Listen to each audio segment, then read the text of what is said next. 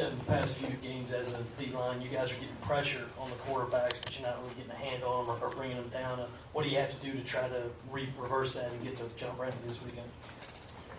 I think we just have to get more relentless pursuit to the quarterback, whether it be running like a twist or something to get someone free or just regular pass rush from each of us. We just have our job to do to get pressure on the quarterback.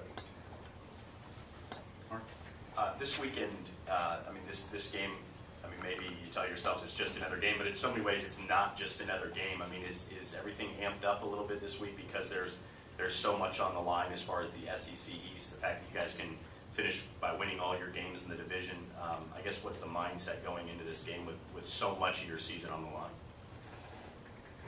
I think we're sort of approaching it almost as if it's another SEC game.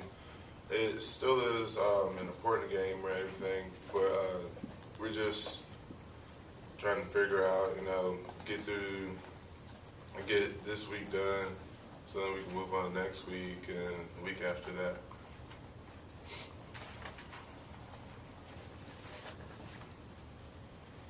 Devin, how much are you looking forward to playing here at home after being away for like a month? It feels pretty good to finally get back home after being on the road for so long. Going on road games, it was fun, but there's nothing like playing at home in Williams Brice Stadium.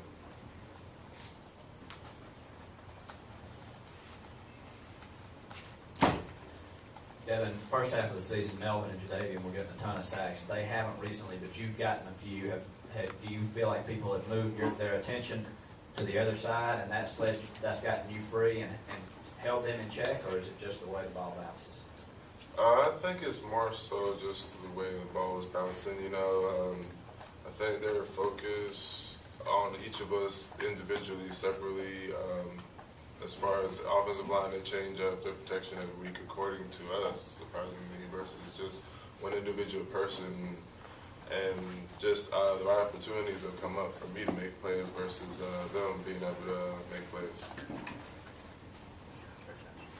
You say teams are changing their protections. Do y'all notice that what you see from an offensive line when you look at film changes when they face y'all? Do they give you guys extra attention on the ends? Yes.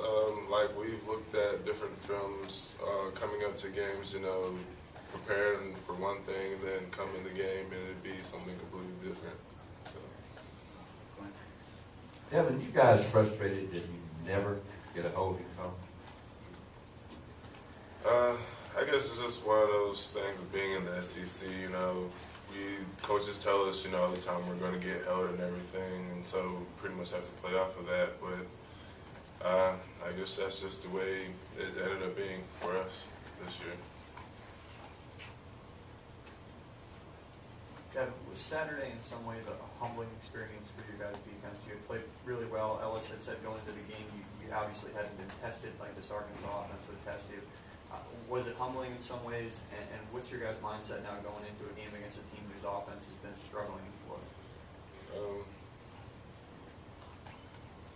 I think last week was pretty much a learning experience, to see what we really have to do to become like a good team, what all we need to still improve on in every spot. As far as like being challenged and everything, we probably see some of the same stuff that we saw last week into this week and things like that. So we have to work on to get better for this week to move forward.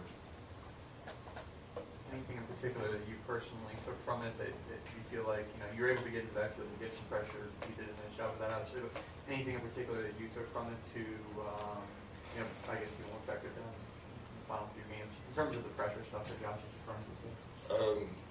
Yeah, we have to figure out some more ways to get pressure on the quarterback with just the front four alone instead of having to bring an extra linebacker or a safety or something like that down.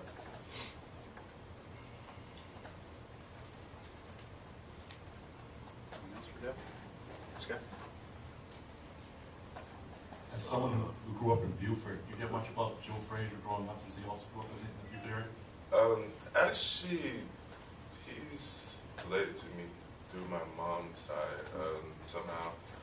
And so I think my mom called me early in the week saying something about it, but other than that, I really hadn't heard much from it. You ever meet him? Hmm? You ever met him? Not that I remember. So. Did you ever hear much about him when you were growing up in Beaufort, about the legend of Joe Frazier when he was living there and all the accomplishments? Yeah, I've heard a bunch of different stories and stuff, like growing up from like my moms and aunts and all that knew him and everything. So. Anything else?